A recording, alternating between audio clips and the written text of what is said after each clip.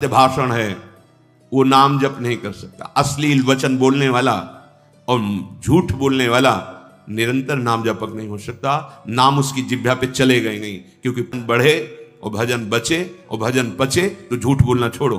किस बात के लिए झूठ बोलते हो, क्यों बोलते हो? कहते व्यापार में जरूरी है बोलना। कैसा व्यापार?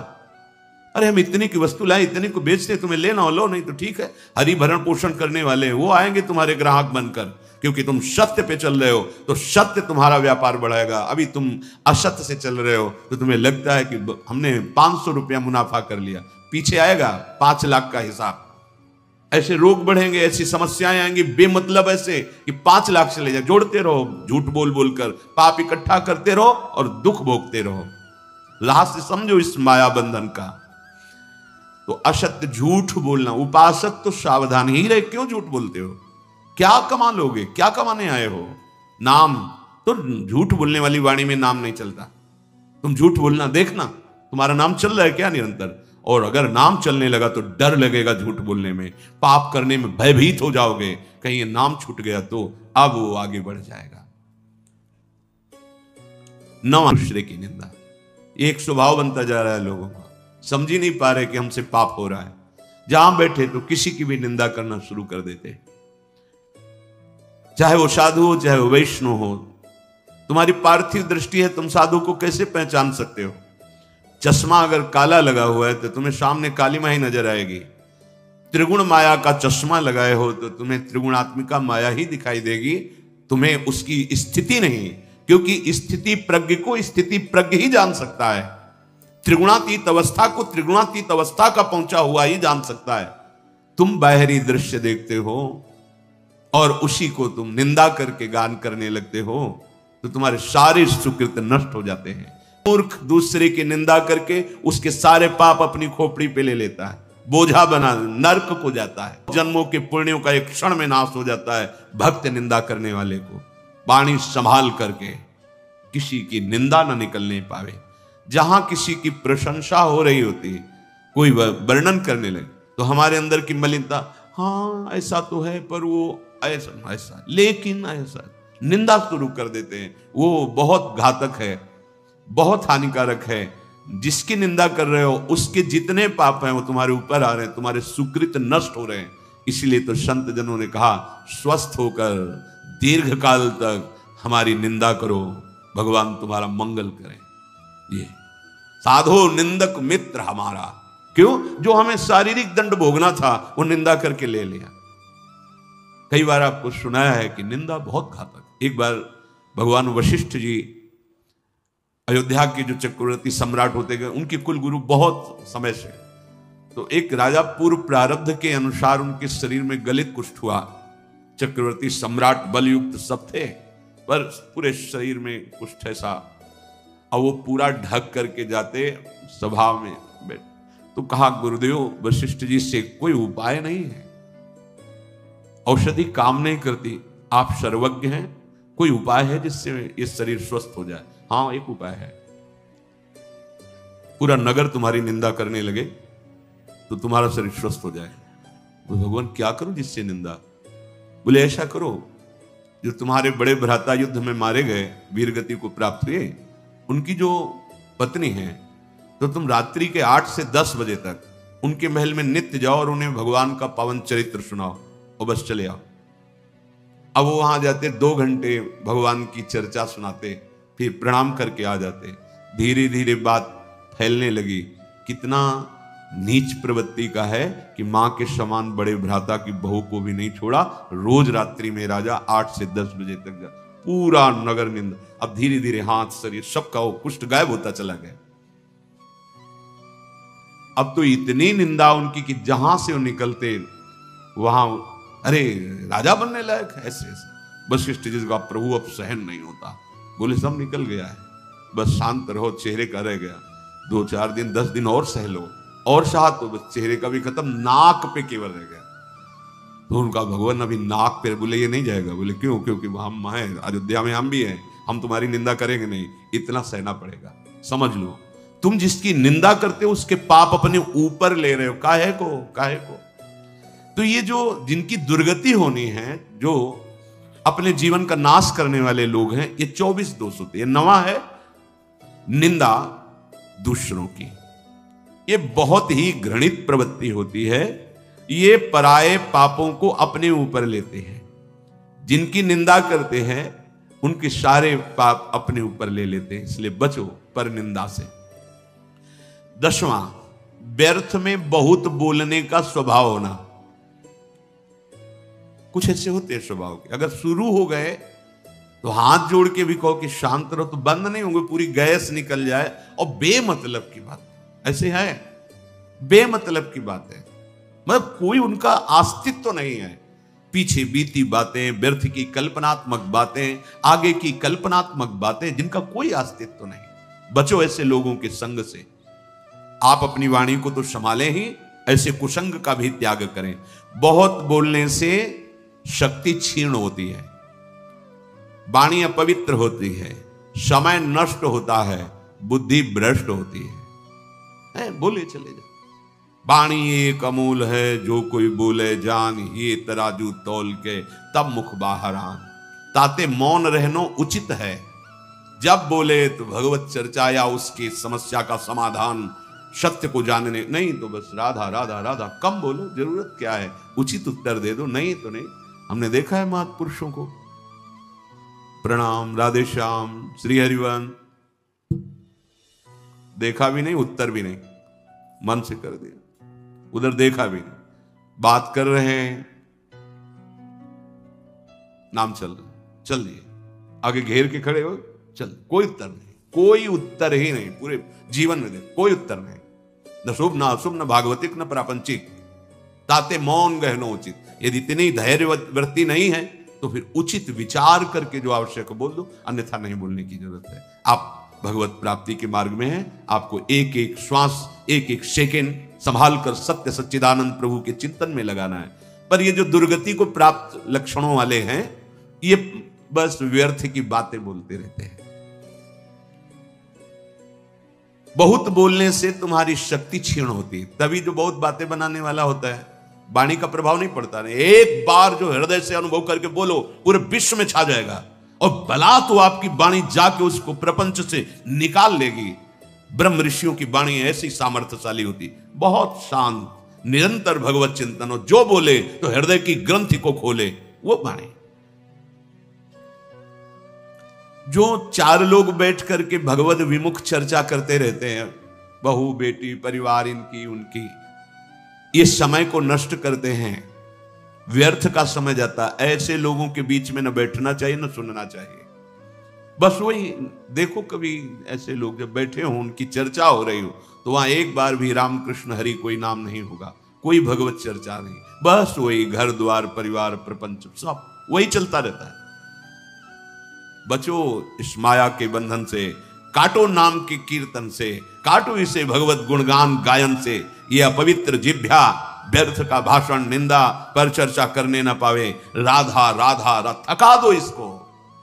ब्रह्मचर्य नहीं है, संयम नहीं है, पवित्रता नहीं है, तो आवाज में दम नहीं होगी। के करोगे, आवाज में दम होती है तभी होगी जब आप संयम से चल रहे हो। ऐसे थोड़ी जीवन रखा जाता है। साधु का जीवन दिव्य होता है। ये अन्न और जल से पोषण केवल पार्थिव शरीर का होता है, भगवत चिंतन से पोषण होता है साधु का। कई कई दिन भोजन न मिले पर कभी ऐसे थोड़ी कि मुंह उदास हुआ हो। मुख प्रसन्न तन तेज विराजा। भगवत मार्ग के पथिक हो, छू जाए तो करंट सा लगे, उसके जीवन का परिवर्तन हो जाए। दृष्टि भर के देख लो तो उसके पापों का नाश कर दो। तुम भगवत पार्षद हो, पर वो सामग्री है तुम्हारे अंदर पर जागृत नहीं कर रहे।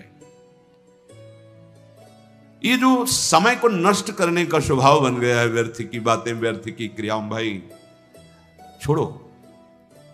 तुम्हें चुभता नहीं, एक बार नाम छूटता है तुम्हें जलन नहीं होती, तुम्हें परेशानी महसूस नहीं होती कि हमारा उद्देश्य तो निरंतर नाम जप है, नाम कैसे छूट गया। तद्स्मरणेन परम व्याकुलते थी। चलो ना परम व्याकुलते तो केवल व्याकुलते ले आओ।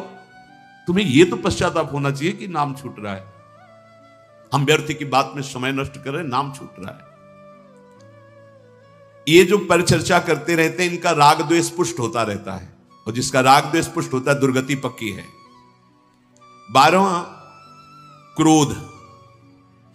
ये बेहोश करके असुर बना देता है क्रोध।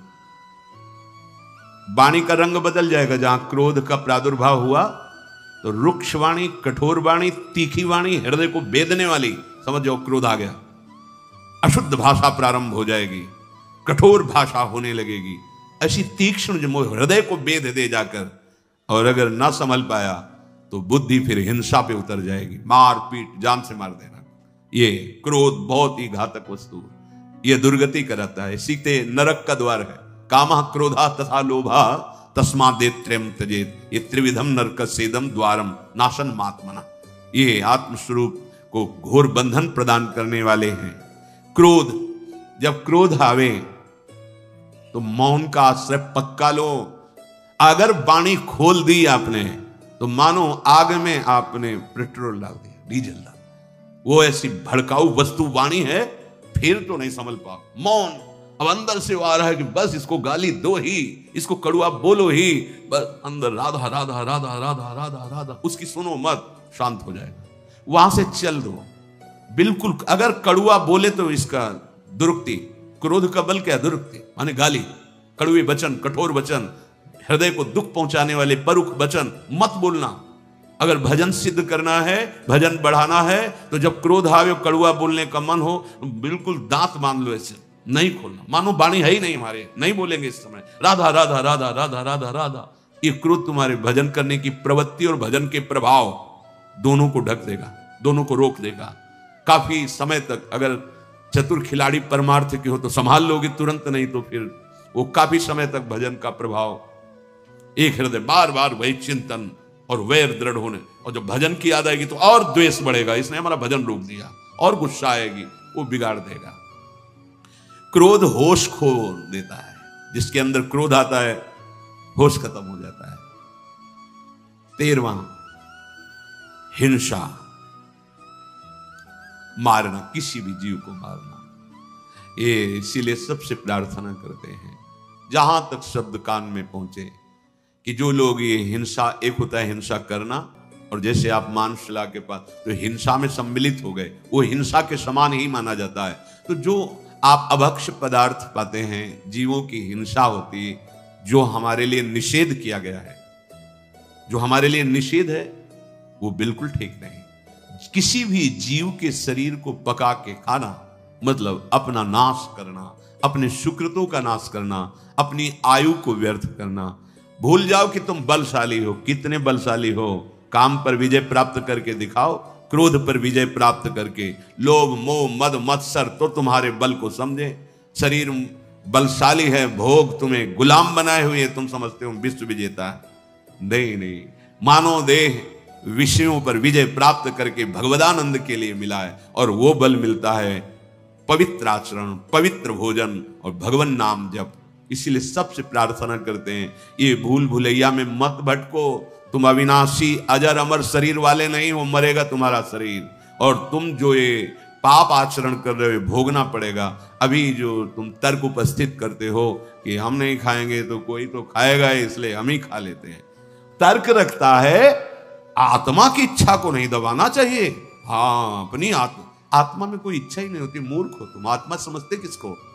अरे आत्मा भगवान का स्वरूप है, इच्छाएं मन है, और इनकी इच्छाओं को नहीं दबाओगे तो परिणाम में जेल, अस्पताल, नर्क पक्का। लिख लो कागज में, मत दबाओ अपनी इच्छाओं को, फिर देखो इच्छाओं का तांडव तुम्हारी दुर्गति ऐसे करेगा कि फिर दबाना क्या है, फिर भूल जाओगे इच्छा करना, ऐसा दंड मिलता है।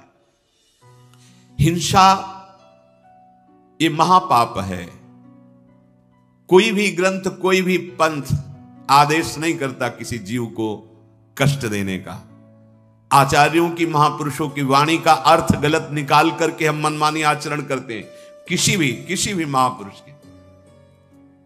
एक बार काशी से वृंदावन जब आ रहे थे, तो जहां मैं बैठा ला, तो वहां कुछ अन्य धर्मावलंबी बैठे थे, बड़े ही सभ्य, लाल कपड़े, हमारे जटाएं यहां तक, नई अवस्था, सब खड़े हुए और वो ऐसे बांधे हुए ऐसे थे। तो अनुमान लगाया कि अन्य धर्मावलंबी हैं। तो अब उसी में हमें बैठना था, पूरा बोगी उनसे भरी थी। उनमें था एक अपनी हिंदी भाषा बोलने वाला। तो वो लोग अपनी भाषा बोलते, तो उसने प्रश्न किया कि आप से कुछ बात करना चाहते हैं, जो ये बोलेंगे वो हम आपको बताएंगे, जो आप बोलोगे इनकी भाषा में हम बताएंगे। बोले पूछ रहे हैं कि आप फकीर हो? कहा वैराग्य मार्ग के पथिक हैं। हाँ। आपको ग्रंथों का ज्ञान है? वह जितना गुरु ने सिखाया है उतना ज्ञान है। तो हमने कहा आपको अपने ग्रंथों का ज्ञान है? कहा। तो हम कहा क्या आपका ग्रंथ आदेश करता है किसी भी जीव को दुख देना? कहा नहीं, उनके वचन थे। कहा हमारे ग्रंथों में तो सबसे बड़ा धर्म माना गया है किसी भी जीव को दुख ना देना, हिंसा ना करना। तो क्या आपका धर्म ऐसा आदेश करता है कि किसी की हिंसा करे, किसी को दुख दे? नहीं, ऐसा नहीं करता। वो बोले, उनकी जो वाणी का सूत्र था वो बोले, और वो हमें उसकी टीका करके हिंदी करके बताया कि ऐसा नहीं। तो हमने तो कभी पढ़ा नहीं, पर उनके मुख इतना सभ्य वर्ताव, उन फकीरों का इतना सुंदर वर्ताव कि हृदय झुक गया। बहुत देखने को मिला। साधुता किसे कहते हैं? जो आचार्य वाणियों पर चलता है, वास्तविक अर्थ समझता है, तो कोई भी महापुरुष किसी भी जीव को दुख देने का आदेश नहीं करते हैं। हाँ, जो उसका अर्थ ना समझ के अपनी मनमानी उसका अर्थ करे, वो बात अलग होती है। तो हिंसा ये महापाप है। कोई भी धर्म नहीं सिखाता कि तुम हिंसा करो।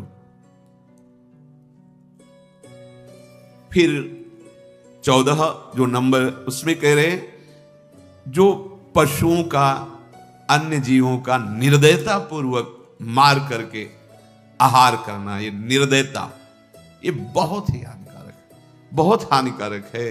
बिल्कुल समझ जाओ। अभी आपको छूट मिली है, खेती आपके नाम है, जो चाहो बोलो।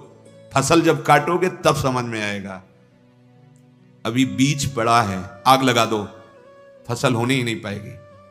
आग लगा दो। ज्ञानाग्नि या प्रेमाग्नि, दो ही ऐसी हैं जो तुम्हारी कर्म रूपी शुभ अशुभ फसल को भस्म कर सकती है। किसी दूसरे में ताकत नहीं। या तो शुद्ध बोध और या महामहिम उज्जवल शुद्ध प्रेम, भगवत चरणारविंद। ये दो ही बातें तुम्हारे कर्म रूपी फसल को नष्ट कर सकती। नहीं, भोगना पड़ेगा निश्चित। 15वां, चिंता। ये सदैव हृदय को जलाती रहती है। भय, ऐसे बेमतलब का, कहीं ऐसा ना हो जाए, कहीं ऐसा ना हो, ऐसा हो जाता, अगर कहीं ऐसा हो। हमने देखा है कितनी चिंता, कितनी चिंता। भगवत चरणारविंद का जो आश्रय नहीं लिए, चिंता ही चिंता। कैसे आप देखो ना, अपने हृदयों में देखो, चिंता ही चिंता। और अगर निश्चिंतता आती है तो हरि चरणों का आश्रय, लाडली जी के चरणों का आश्रय। ये चिंता रूपी अग्नि सबको खोखला कर देती, जला देती है। बहुत बहुत चिंता। क्यों आ रही चिंता? क्योंकि भगवान से विमुख जो करना चाहिए वो किया नहीं, और जो नहीं करना चाहिए वो किया, इसीलिए चिंता आपको जला रही। जिनका दुर्गति होना पक्का है, उनके हृदय के लक्षण बताए जा रहे। 15वां, चिंता। 16, शोक ग्रसित हो जाना। हर समय शोकित रहता है। जो जो बना करके सुख के विधान खड़ा करता है वही भ्रष्ट हो जाता है, नष्ट हो जाता है। क्योंकि पूर्व पाप इतने प्रबल हैं और शोक से ग्रसित रहता है। देखा गया, जैसे अन्न बेचा, कुछ आभूषण बेचे, विचार मिलाया कि 2-4 भैंस पाल लेंगे, दूध होगा बढ़िया। गांव में वो बीमारी चलती है पशुओं की, वो एकदम लगी, एक गई, 2 गई, 3 गई, 4। अब शोक। अन्न भी बेच दिया था जो अधिक था, आभूषण भी बेच दिए थे, सोचा